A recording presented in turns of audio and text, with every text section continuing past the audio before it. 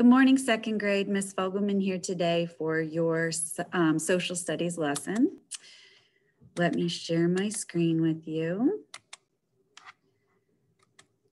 We are continuing our conversation about economics.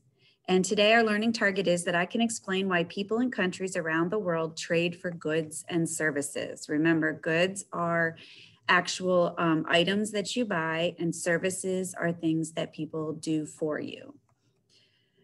What does it mean to borrow?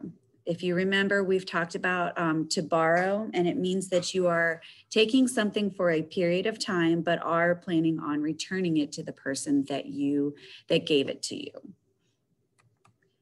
Today, we will continue to learn about why producers and consumers trade goods and services.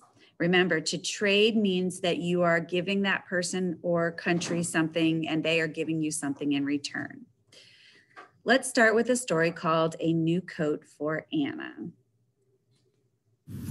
A New Coat for Anna by Harriet Ziefert, illustrated by Anita Lobel.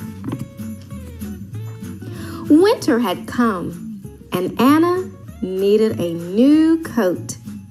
The fuzzy blue coat that she had worn for so many winters was no longer fuzzy, and it was very small. Last winter, Anna's mother had said, "When the war is over, we will be able to buy things again, and I will get you a nice new coat." But when the war ended, the stores remained empty. There still were no coats. There was hardly any food, and no one had money.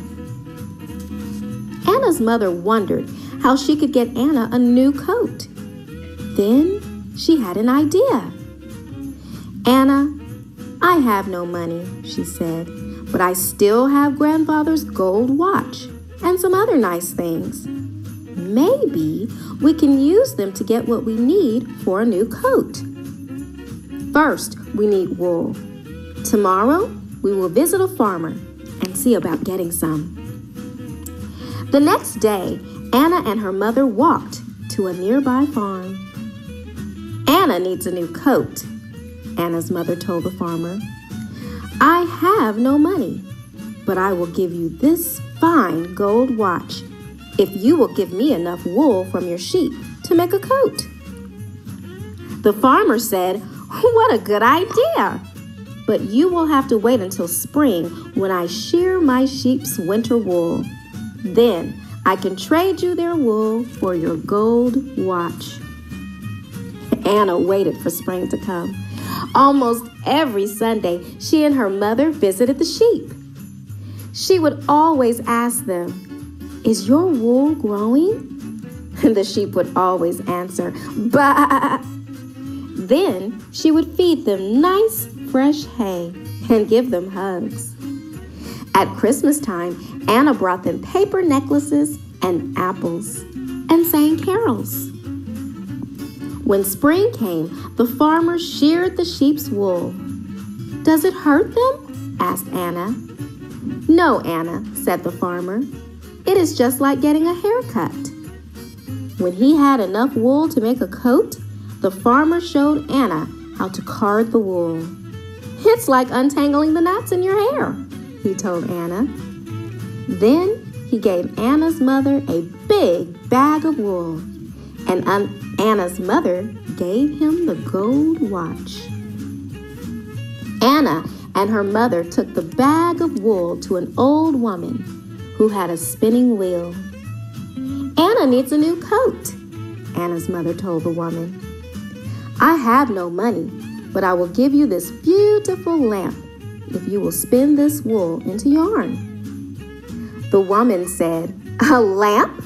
That's just what I need. But I cannot spin quickly, for I am old and my fingers are stiff. Come back when the cherries are ripe, and I will have your yarn." When summer came, Anna and her mother returned. Anna's mother gave the old woman the lamp, and the old woman gave them the yarn and a basket of delicious red cherries. "Anna, what color coat would you like?" Anna's mother asked. "A red one," Anna answered. "Then we will pick some lingonberries," said Anna's mother. "They make a beautiful red dye." At the end of summer, Anna's mother knew just the place in the woods to find the ripest lingonberries.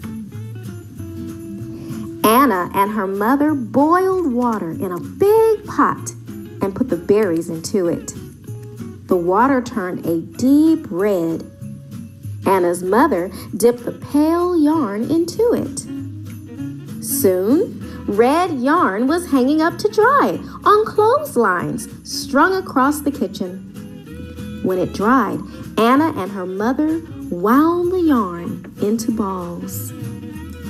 They took the yarn to the weaver.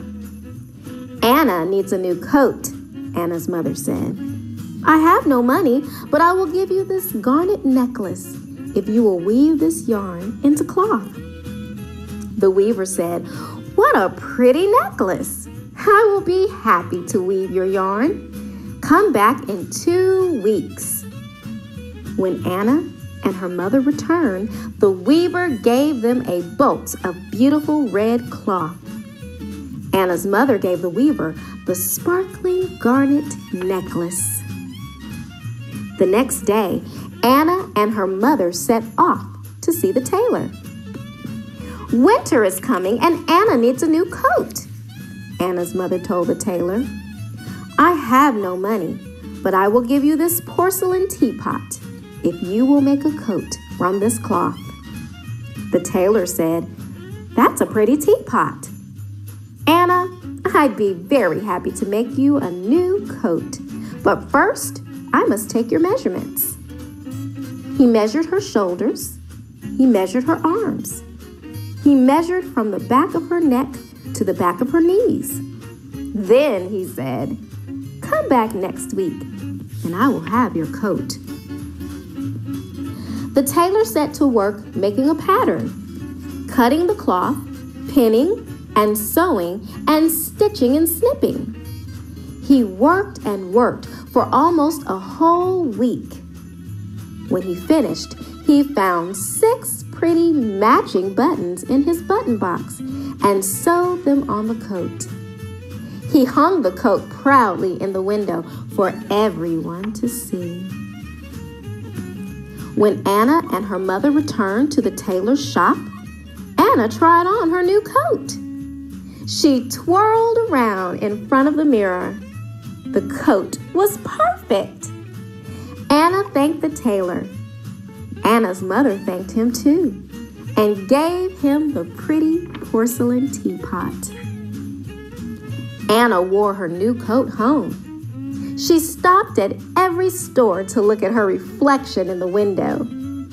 When they got home, her mother said, "Christmas will soon be here, and I think this year we could have a little celebration."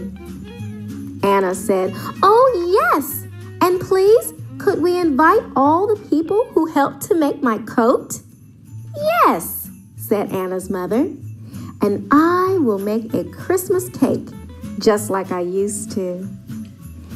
Anna gave her mother a big hug. On Christmas Eve, the farmer, the spinner, the weaver, and the tailor came to Anna's house. They all thought Anna looked beautiful in her new coat.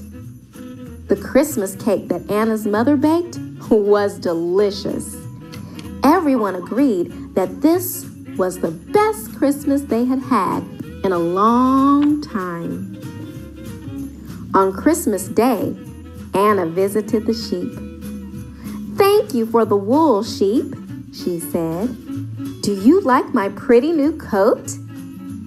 The sheep seemed to smile as they answered, "Bah, bah." Okay, so in that story, you saw that they traded the watch for the wool, the thread for the lamp, the weaver for the necklace, and the tailor who finally made the coat for the teapot. So even though she didn't have any money, she managed to get her daughter a coat. A new coat for Anna. Now, there are certain countries that the U.S. trades with because they specialize or have more of a particular item. For example, China makes many of our toys, Mexico has corn, and Canada has cars. So many times we trade products or items or services for these items that we do not have in our own country. Your activity today is in Shobi. You are to read this paragraph and answer the questions: what country do we get our bananas from? And why do we have to get our bananas from another country? After you've done that, just click done and I will get it. Have a good day.